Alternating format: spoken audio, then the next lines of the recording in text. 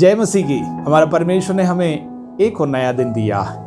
स्वागत है आप सबका इस कार्यक्रम में। आज की रोटी शीघ्र ही आने वाला प्रभु यीशु मसीह के नाम से प्यार भरा नमस्कार। आइए हम प्रार्थना करें। स्वर्गीय पिता परमेश्वर, धन्यवाद हो, आपके द्वारा किया गया प्रत्येक उपकारों को हम स्मरण करते हैं। आपका पुत्र यीशु मसीहा हमारे लिए प्राण दिया, इससे बड़ा कुर्बानी क्या हो सकता है। प्रभु धन्यवादी बने रहने के लिए हमारे जीवन में कार्य करें। आपके अभिषेक हमें दे, आपकी इच्छा के अनुसार हमें इस्तेमाल करें।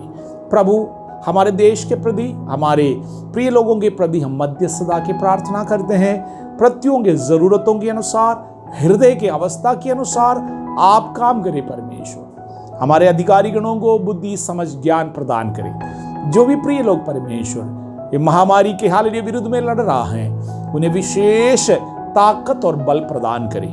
आपके वचनों में हम लोग बने रहे, आपके कलीसिया सुरक्षित रहे।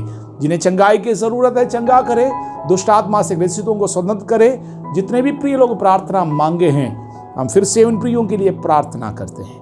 उनकी अवस्था परमेश्वर आपके हाथों में समर्पण करते हैं, यीशु मसीह के नाम से आमीन। आज के वचन के लिए हम लोग परमेश्वर के पवित्र कलाम से एक पद पढ़ेंगे। 2 कुरिन्थियों 5वीं अध्याय के 17वीं वाक्य। सो यदि कोई मसीह में है तो वह नई सृष्टि है, पुरानी बातें बीत गई है, देखो वे सब नई हो गई।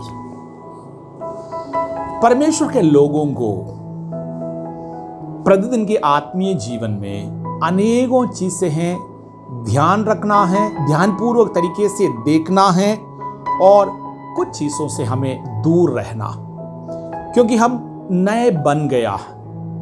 पुराने सब कुछ, जब मसीह में जब कोई व्यक्ति आते हैं, पुराने चाल चलन, पुराने सोच विचार, पुराने बातें अब नहीं रह सकता। अगर अभी भी हम उन पुराने बातों में चल रहा है, परमेश्वर के हालेलुया वचन और सामर्थ, मसीह में जो नयापन है वो हमें नहीं आया है।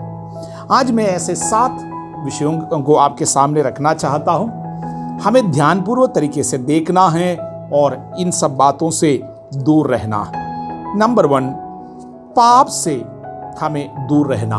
अनेकों पाप के स्वभाव है, हम लोग ध्यान नहीं देते होंगे, या हम ये समझते होंगे छोटे मोटे चीज है, कोई फर्क नहीं पड़ेगा। लेकिन पाप पाप है, चाहे छोटा हो बड़ा हो, इसलिए हमें पाप से दूर रहना है। दूसरा, अविश्वासियों के साथ असमान जुए में नहीं जूता जाए।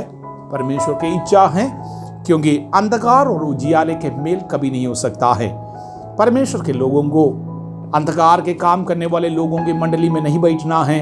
अंधकार के काम करने वाले लोगों के साथ हमारा संगति भी नहीं रखना है। संसार के अभिलाषाओं के अनुसार हम लोग जीवन व्यतीत ना करें। हमें ध्यानपूर्वक तरीके से देखना है। शरीर की अभिलाषा, आंखों की अभिलाषा, जीविका के घमंड हम लोग दूर रहना है। प्रेरित पौलुस इसके विषय में भी हमें उपदेश देता है। चौथी पॉइंट, गलत उपदेश देने वाले, चाहे वो प्रभु के लोग होंगे, जो लोग अपने आप को कहता है वो प्रभु के हैं, यदि गलत उपदेश देता है अपने व्यक्तिगत फायदे के लिए या दूसरे के नुकसान के लिए या प्रभु के वचन के विरोध में अनुचित उपदेश देने वाले लोगों को पहचानना है, उसे दूर रहना है। परमेश्वर की इच्छा ये भी है। 5वीं पॉइंट ये, झूठा भाई लोगों से हमें दूर रहना। अनेकों लोग हैं, वो ये दिखाएगा वो धार्मिकता के जीवन व्यतीत करता है, लेकिन झूठा भाई लोग मतलब उनका स्वभाव, उनका काम प्रभु के वचनों के अनुसार नहीं होता। परमेश्वर की इच्छा है हम लोग अनेकों चीजें आत्मीय जीवन में परख के जांचे कि उचित क्या है और गलत क्या है। 6वीं बात है, प्रभु के वचन ये कहता है, 2 कुरिन्थियों 6वीं अध्याय की 15वीं वाक्य लिखा है, मूर्तों से हम दूर रहें।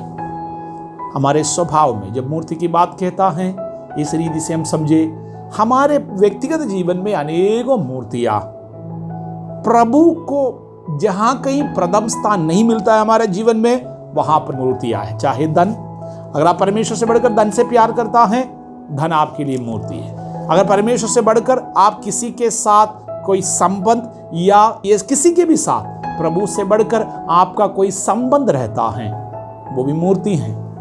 यदि आपके स्वभाव में प्रभु से बढ़कर किसी वस्तु को, किसी व्यक्ति को महत्व देने वाला स्वभाव है तो वो भी मूर्ति है। परमेश्वर के लोगों, आप अब पुराने नहीं हो, परमेश्वर ने आपको चुनकर अलग किया है, आप नया किए गए एक व्यक्ति हो, इसलिए मूर्तियों से आप दूर रहे। 7वीं बात है जो हमने वचन से पढ़कर सुना, पुराना मनुष्य है, मृत्यु का मनुष्य है, पुराना मनुष्य है, अशांति का मनुष्य है, पुराना मनुष्य है, पाप का मनुष्य है। आदम के स्वभाव के कारण जो हमारे अंदर जो मनुष्यत्व आया है, अनेकों ऐसे अनुचित चीजें, मृत्यु की जो बातें हैं हमारे अंदर आया है। हम ध्यानपूर्वक तरीके से देखें कौन कौन सी बातें मेरे अंदर अब मृत्यु पर पैदा करने वाले स्वभाव, दूर रहे और नया मनुष्यत्व को पहन ले। प्रभु के वचन में आज के दिन हमसे ये उपदेश देता है, जो 7 बातें बताया गया ध्यानपूर्वक तरीके से देखे, छानबीन करे, जो हमें छोड़ना है हम छोड़े, जो प्राप्त करना चाहिए करे, और इस रीति से हम अपने परमेश्वर के साथ एक जयवंत, आत्मीय और पवित्र जीवन व्यतीत करने पाए। इन वचनों के द्वारा प्रभु आपको आशीष दे, यीशु मसीह के नाम से आमीन।